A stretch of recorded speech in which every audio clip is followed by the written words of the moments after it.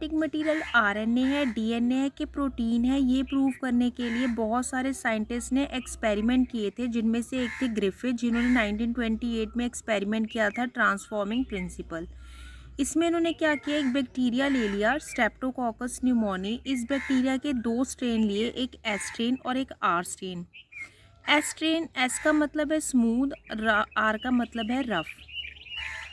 Smooth strain क्या किया कि जब उसको कल्चर किया गया कल्चर प्लेट के ऊपर, तो उसने स्मूथ कॉलोनीज प्रोड्यूस करी, क्योंकि उसमें म्यूकोपॉलीसेकेराइड लेयर थी, यानी कि ग्लाइकोकैलिक्स प्रेजेंट थी।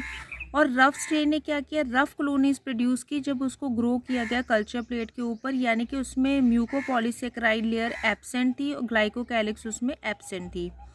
जब रफ स्ट्रेन को इंजेक्ट किया गया माइस में, तो माइस लिव कर गई, यानी कि माइस जो थी वो बच गई। इसका मतलब जो रफ स्ट्रेन बैक्टीरिया है वो नॉन पैथोजेनिक है या नॉन विरुलेंट है, यानी कि वो डिजीज़ कॉजिंग नहीं है। जब स्मूथ स्ट्रेन लाइव वाले बैक्टीरिया को इंजेक्ट किया गया माइस में, तो माइस जो थी उसकी डेथ हो गई, वो मर गई। तो इसका मतलब जो स्मूथ स्ट्रेन है वो पैथोजेनिक है और वो विरुलेंट है। फिर उसके बाद हीट किल्ड स्मूथ स्ट्रेन को इंजेक्ट किया गया माइस में, तो माइस जो थी वो बच गई। फिर उसके बाद एक मिक्सचर लिया गया रफ स्ट्रेन का, हीट किल्ड स्मूथ स्ट्रेन का। जब उसको इंजेक्ट किया गया माइस में, तो माइस जो थे वो मर गए।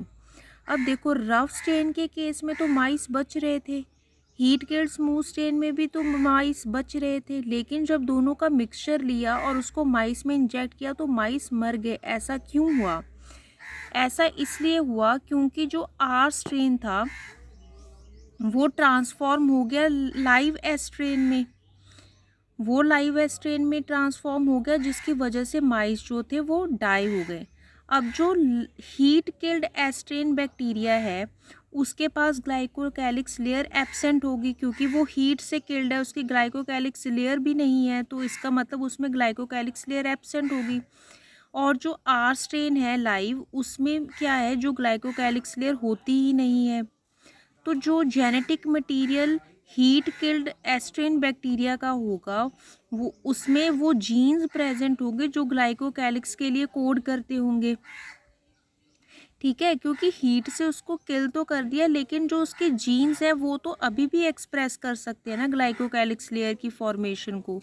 तो होता क्या है, जो आर स्ट्रेन वाला बैक्टीरिया है वो क्या करता है, वो एस स्ट्रेन वाले बैक्टीरिया के जेनेटिक मटेरियल को एब्जॉर्ब कर लेता है। एब्जॉर्ब करके क्या होता है, जो जीन्स प्रेजेंट होते हैं डीएनए पे, वो जीन्स एक्सप्रेस करते हैं। एक्सप्रेस करके वो क्या बना लेते हैं, ग्लाइकोकैलिक्स की लेयर बना लेते हैं। ग्लाइकोकैलिक्स की लेयर बन गई, तो इसका मतलब वो जो आर स्ट्रेन वाला बैक्टीरिया था जिसके पास ग्लाइकोकैलिक्स लेयर एब्सेंट थी, अब उसके पास ग्लाइकोकैलिक्स लेयर प्रेजेंट है। तो इसका मतलब वो ट्रांसफॉर्म हो गया एस स्ट्रेन में, वो लाइव एस स्ट्रेन में ट्रांसफॉर्म हो गया, जिसकी वजह से माइस जो है वो डाई कर गए, माइस जो है वो मर गए।